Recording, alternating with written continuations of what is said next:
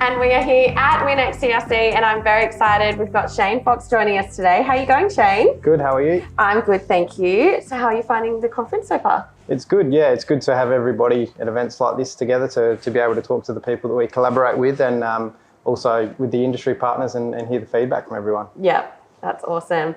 And so you are part of the coil tubing rigs. Can you talk to me more about that research program? Yep, that's right. So I guess my main part of the project I work on is Project 2, which is the coil tubing drilling project. Yep. And I guess taking a step back, the DET CRC, we built the two 500-metre coil tubing drill rigs, and then in the Minex we've rebuilt one of those into the 1,000-metre drill rig, and then also with the fluid system to make it into a system that can be deployed out in the field. Yeah.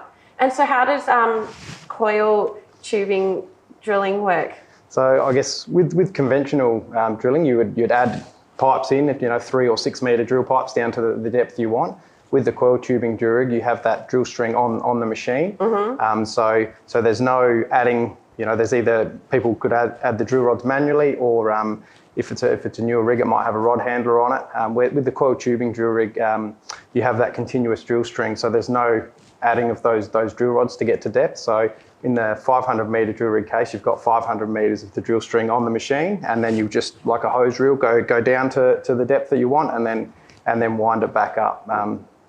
So what's some of the benefits of it over conventional drilling? So I guess the big things are, I guess it's safer, inherently safer, because you're not trying to add those drill rods in. I guess you have the smaller footprint of the whole site, and it's faster because you're not having to make change those drill rods. And I guess one of the other benefits that the drillers have really seen is when you're drilling down, if you're not sure what's going on down hole, normally you'd have to do a rod trip to look at your drill bit to see if you've burnt it in or you've polished it or something like that. Where in this case you can just wind that coil back up to the surface and look at the bottom hole assembly and then run back down. So the coil tubing can be pulled out of the hole around 18 metres a minute, and then I guess we could even go faster than that if we wanted to. Oh wow, that's cool.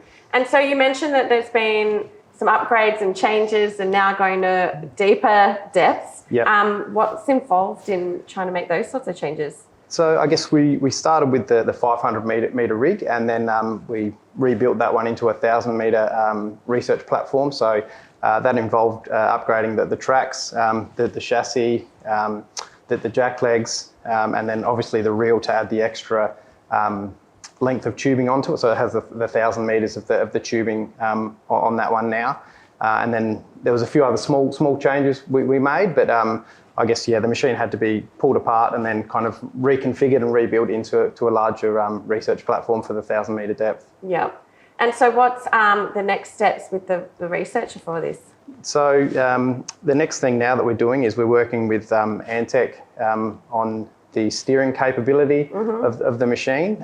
So one of the Project 2 targets is to have that steerability for the machine. So shortly we'll be adding that capability to the 1,000-metre drill rig to try and, I guess, drill perfectly straight and also drill off in both the soft and the hard rock formations. Yeah, awesome. And so Minex is such a huge collaboration effort. What sort of ways are you seeing collaboration in your project?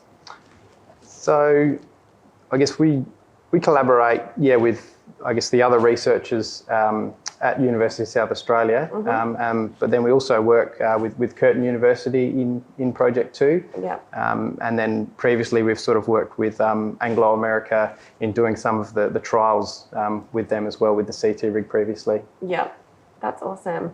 And so it has now been commercialised.